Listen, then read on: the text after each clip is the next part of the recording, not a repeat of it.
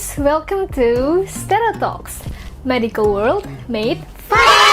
Hai teman-teman, jadi pada video kali ini kita akan membahas sesuatu yang sedikit berbeda dari video-video kita sebelumnya, yaitu tentang percintaan.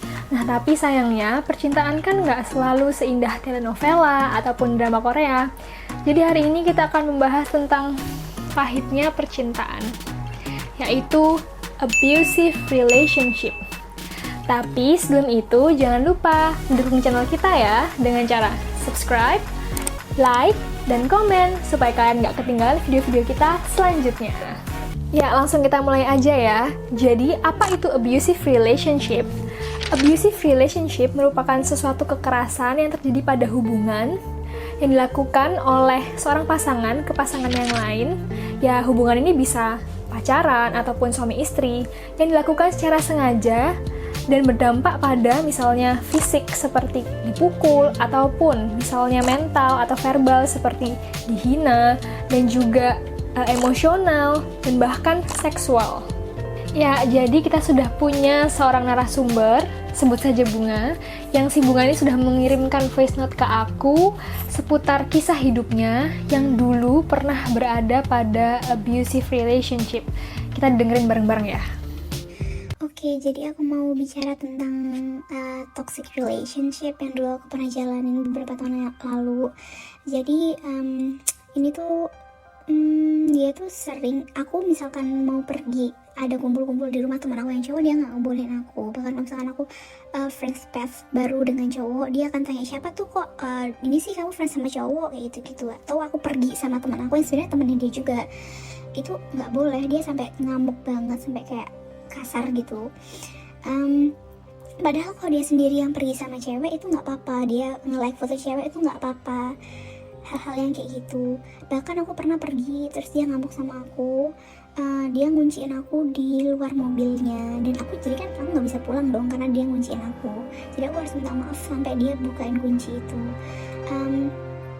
Terus dia itu sering kalau misalkan ngamuk, entah apapun alasannya ya, aku yang bikin marah dia atau dia yang emang marahkan aku, dia tuh bisa melakukan tindakan-tindakan yang abusif ke diri dia sendiri. Dia bisa mukul-mukulin tangannya di tembok sampai berdarah kayak gitu, dan itu membuat aku merasa sangat bersalah gitu loh. Kayak walaupun mungkin ada beberapa hal yang aku tuh nggak salah sebenarnya, cuma karena dia melakukan itu aku jadi kayak rasa aku salah ya gitu. Dan tapi ada juga poin dimana dia setelah melakukan hal yang memang salah ke aku, dia itu minta maaf banget. Di situ ada fase honeymoon phase yang mana dia tuh kayak berubah 180 derajat dari dia yang marah-marah dengan kata-kata kasarnya dan segala macam itu, jadi kayak maaf ya, aku butuh kamu, jangan ninggalin aku, bla bla bla. Dan itu membuat aku selalu berpikir, oh ya udahlah, nggak apa-apa, mungkin memang sifat dasarnya seperti itu. Ya, jadi kita sudah sama-sama mendengarkan kisah dari Bunga, yang dimana kisahnya menurutku agak sedih dan hubungannya cukup toksik ya. Tapi untungnya Bunga sekarang sudah bahagia dan sudah berhasil keluar dari hubungan yang toksik tadi.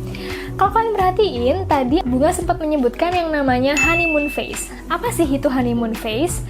Jadi ada yang namanya cycle of abuse, di mana cycle of abuse ini terbagi jadi 4 fase.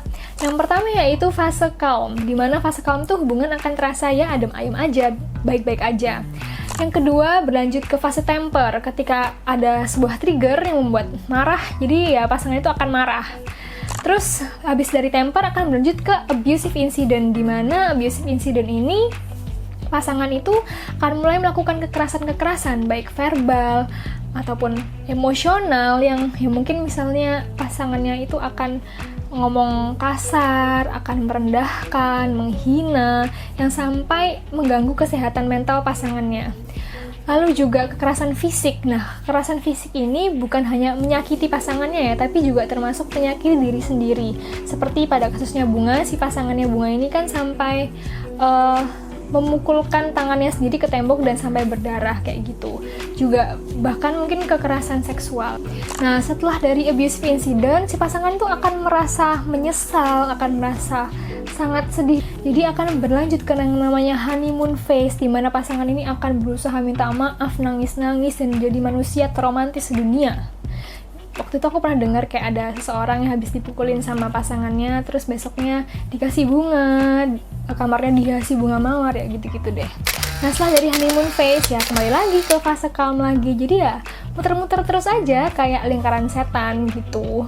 Tapi nih, berdasarkan penelitian, 57% orang yang berada pada abusive relationship itu nggak sadar mereka tuh ada di hubungan yang nggak sehat itu. Nah, maka dari itu, habis ini Tiara akan menjelaskan tentang ciri-ciri ketika seseorang berada pada abusive relationship. Di sini kita bisa cross-check nih, apakah hubunganku tuh sehat atau enggak sih? So, langsung ke Tiara aja ya.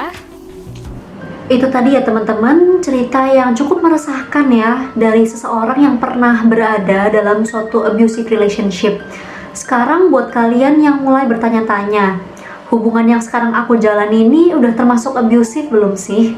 Ada sebuah handout tentang ciri-ciri dari abusive relationship yang dipublish oleh The Red Flag Campaign, yaitu sebuah campaign yang bertujuan untuk meningkatkan kewaspadaan kita terhadap abusive relationship. Jadi di handout ini ada banyak banget ya ciri-ciri dari sebuah abusive relationship. Tapi aku ambil 5 aja yang mungkin ini kayaknya yang paling sering terjadi dengan orang-orang di sekitar kita. Sisanya kalau kalian memang perlu bisa cek link di description box ya. Jadi ciri-ciri dari abusive relationship adalah 1. Pasangan kamu selalu memonitor keadaan kamu dan menuntut untuk selalu tahu kamu sedang di mana dan lagi apa. 2. Dia nuduh kamu kegenitan ke orang lain atau bahkan nuduh kamu selingkuh yang padahal kamu tuh biasa aja ke orang lain itu. Yang 3, pasangan kamu punya mood swing yang ekstrim. Suatu saat dia bisa romantis banget sama kamu, sayang-sayang banget sama kamu, lalu tiba-tiba di saat lainnya, dan ini bisa terjadi sangat cepat ya perubahannya, di saat lainnya dia bisa berubah jadi orang yang marah-marah ke kamu sampai kasar ke kamu. Yang 4, kamu ngerasa takut untuk berpendapat atau membahas suatu topik tertentu karena kamu takut yang kamu lakukan itu akan membuat pasangan kamu marah. Yang 5 dan yang terakhir, kamu punya pemikiran bahwa kalau kamu berusaha lebih keras untuk mempertahankan hubungan ini dan ya melakukan hal-hal untuk menunjukkan rasa cinta kamu ke pasangan kamu, maka hubungan kamu akan membaik dan lain-lain. Well, teman-teman, kalau kalian udah mulai merasa kayak nomor 5 ini, aku pengen bilang ke kamu bahwa enggak, hubungan kamu nggak akan membaik hanya karena kamu berusaha. Karena ini bukan tentang usaha, ini tentang karakter seseorang. Dulu dosen aku di bidang psikiatri pernah bilang bahwa kepribadian seseorang itu benar-benar terbentuk sempurna di usia 18 tahun dan setelah itu nggak bisa berubah-ubah lagi. Ya pada intinya adalah kalau kamu ketemu pasangan kamu sekarang ini setelah kepribadian dia udah terbentuk sempurna, maka ya seperti itulah dia. Kamu nggak bisa berharap bahwa dia akan berubah menjadi seseorang yang nggak berperilaku seperti itu. Karena ya kepribadian dia udah terbentuk. Cuma mungkin kadang kita suka susah ya bedain mana yang masih dalam batas wajar dan mana yang udah termasuk nggak wajar. Dosen aku sama juga di bidang psikiatri dulu pernah bilang juga kalau sesuatu bisa dibilang nggak wajar kalau udah mengganggu orang lain. Bisa itu mengganggu kamu yang merasa nggak nyaman atau mengganggu orang lain di luar hubungan kalian. Contohnya orang tua kamu atau teman-teman kamu yang mungkin ngerasa kamu berubah atau menjauh. Jadi kalau di antara kalian ada yang mungkin sekarang sedang menjalin hubungan yang mungkin punya ciri-ciri seperti yang kita bahas di video kali ini, aku pengen doain kalian, semoga kalian dikasih keberanian untuk segera mengakhiri aja hubungan kalian. Karena ada sebuah quote yang menurut aku ini bener banget sih. Kamu bisa milih pasangan kamu, tapi anak kamu nggak bisa milih orang tuanya. Jadi pilihlah dengan bijak. Karena kalau sekarang dia kasar ke kamu, nantinya bukan cuma kamu yang bakal dikasarin, tapi juga anak kamu. Oke, sekian dulu video aku dan Caca pada hari ini. Semoga bermanfaat ya. Stay safe, stay healthy. Sampai ketemu di video selanjutnya. Dadah!